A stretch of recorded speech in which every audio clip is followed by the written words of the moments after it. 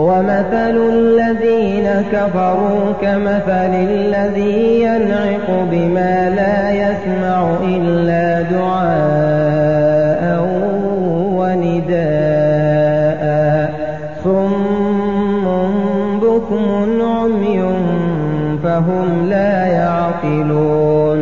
يا أيها الذين آمنوا كلوا من طيبات ما رزقناكم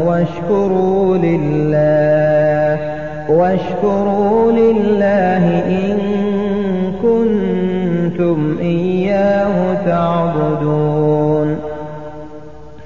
إنما حرم عليكم الميتة والدم ولحم الخنزير وما أهل به لغير الله فمن اضطر غير باغ ولا عاد فلا إثم عليه إن الله غفور رحيم.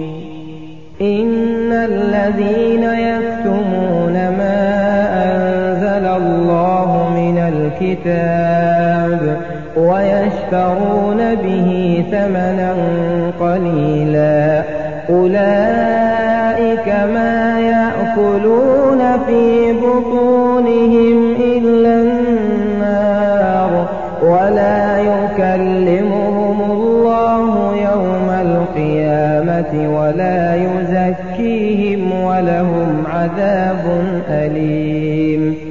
أولئك الذين اشتروا الضلالة بالهدى والعذاب بالمغفرة فما أصبرهم على النار. ذلك بأن الله نزل الكتاب بالحق وإن الذين اختلفوا في الكتاب لفي شقاق بعيد. ليس البر أن تولوا وجوهكم قبل المشرق والمغرب ولكن البر من آمن بالله واليوم الآخر والملائكة والكتاب والنبيين وآتى المال على حبه ذوي القربى واليتامى والمساكين وابن السبيل والسائلين وفي الرقاب وأقام الصلاة وآتى الزكاة والموفون بعهدهم إذا عاهدوا والصابرين في البأساء والضراء وحين البأس أولئك الذين صدقوا وأولئك هم المتقون.